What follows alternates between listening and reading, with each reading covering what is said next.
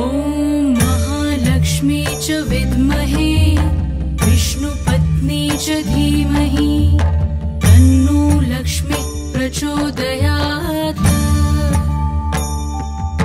ॐ महालक्ष्मी च विद्महे विष्णुपत्नी च धीमहि तन्नो लक्ष्मी प्रचोदयात्। ॐ महालक्ष्मी च विद्महे विष्णुपत्नी च धीमहि तन्नो लक्ष्मी प्रचोदयात्।